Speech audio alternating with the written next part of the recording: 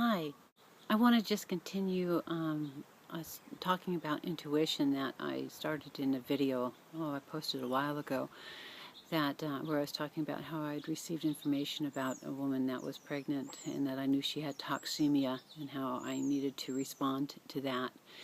This is about another time that my intuition, I think, had very life-saving consequences for me, or possibly life-saving consequences for me.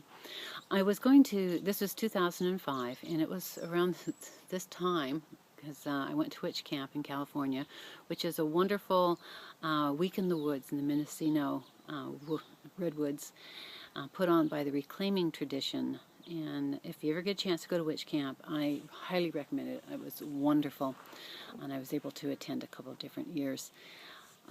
So I am flying into San Francisco, and I'm talking with my seat companion, who we've had a lively conversation for most of the flight. And I was telling her how I had booked a place to stay in Oakland for the night. And she responded with, "Oakland? Why would you stay in Oakland? You know, every time you turn on the television set, there's a shooting in Oakland." And I explained I didn't want to be in the city trying to get out the next morning because we were arriving quite late.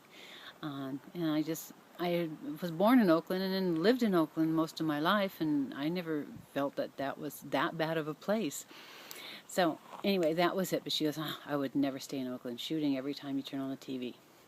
So that was that conversation. So then I arrive, get my rental car, drive over the Bay Bridge, get to my place in Oakland. And I had chosen a place right downtown Oakland, kind of the Chinatown area, because it had a Howard Johnson's. And because I knew I was going to be arriving late, I wanted to be able to have a restaurant right there so I could have something to eat before, and breakfast and then be off. But when I arrived, it was an unusual Howard Johnson's. It didn't have any restaurant. So when I checked in, I said, "Where is the restaurant?" And they said, "Oh, we don't have one here. And but there's a 24-hour restaurant just down the street from us. It's a Chinese restaurant, and they're open. You can get something there." And I said, "It's 11 o'clock at night." I said, "Is it safe to be walking the streets in Oakland at 11 o'clock at night?" So I do have some concerns. And they said, "Oh, yeah, this neighborhood's really safe. We've never had any problems. And the police substation is just down the corner that way." So I said, "Oh, okay." So anyway, I proceeded to go out to this Chinese restaurant. And when I'm walking down the street, it was only about a half a block, but it was at the kind of corner angle, like the hotel was on one side, and then it was across the street at the angle that I could see.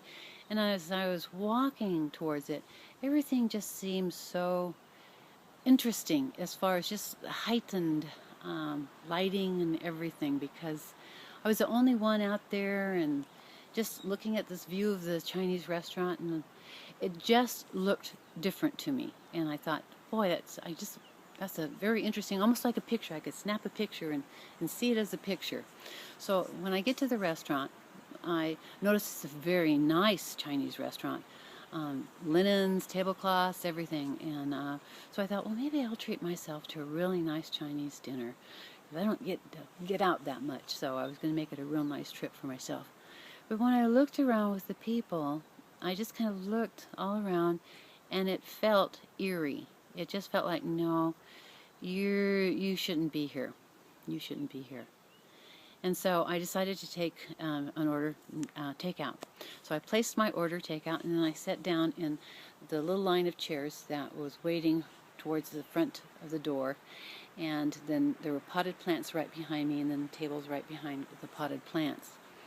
So I'm sitting there, and I keep looking at all the different people in the restaurant, and I see all their faces. And again, I just started to have this feeling of just being very uncomfortable. And then all of a sudden I heard in my head, "You need to get out of that restaurant." And okay. So then I looked at my watch to see, and it's been like 25 minutes. And that's a long time for a takeout order at a Chinese restaurant. So I motioned to the waitress, and I kind of did, hmm? And she was, oh my gosh, like she'd totally forgotten my order. So then she goes in and puts it all together. And I get again in my head, you've got to get out of that restaurant.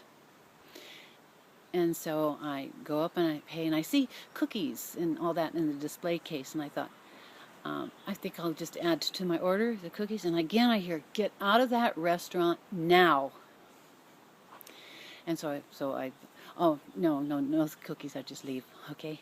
So I got all my little stuff and I went back out, and it was just like, go, get back in your hotel room. And so I just kind of like start, okay, gee, that feels really weird. And so I get back in my hotel room. It's only like a 2 to 3 minute walk at the most, and I double timed it. And I got back in my hotel room, closed the door, and I heard bang, bang, bang, bang, bang. And it was like, okay, I hope that was firecrackers or a car backfiring, but I don't know. So anyway, I just kind of got back and I settled in. I called my husband and I told him that I was safely in my room and had just gone to a restaurant, and I heard like a car backfiring, but I don't know.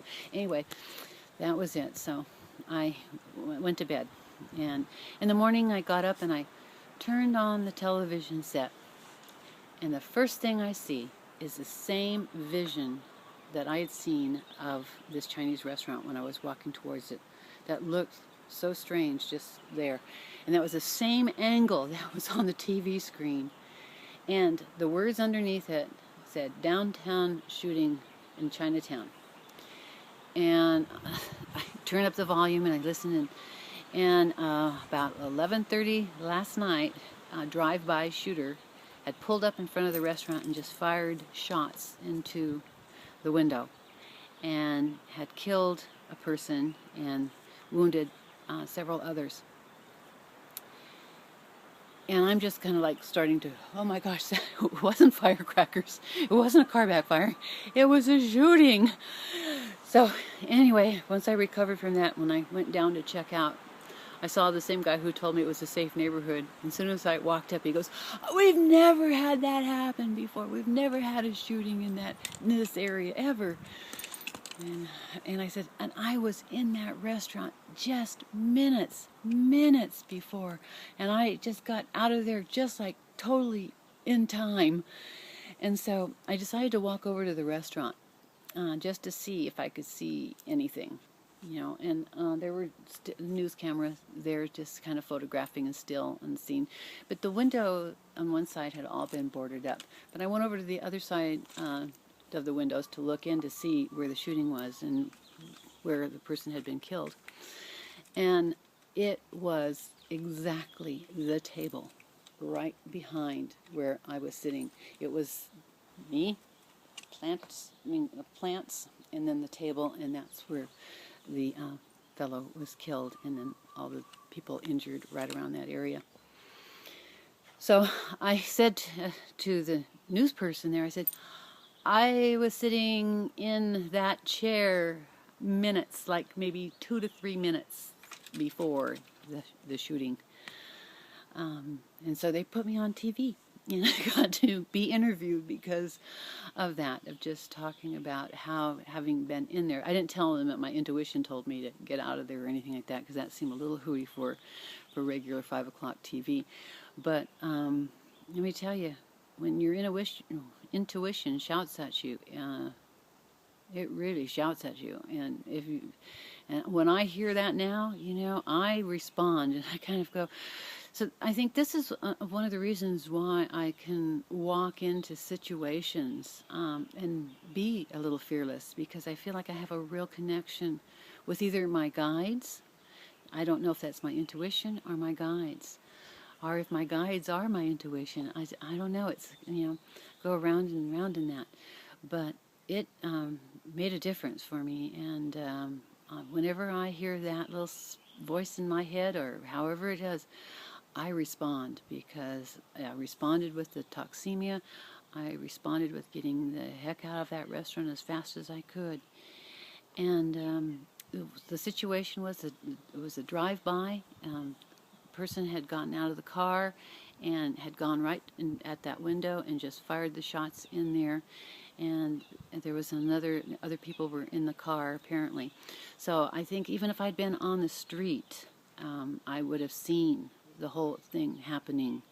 And so that's why I needed to get back into my room as fast as I could. So that's another time that I had a very powerful connection to my intuition or my guides. Don't know which. Wanted to add, I often wondered if the woman that I had talked to on the plane that said every time she turned on the TV there was a shooting in Chinatown, I wonder if she saw me on the news.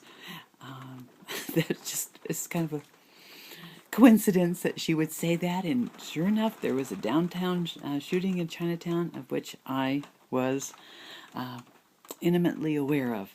Okay, bye-bye.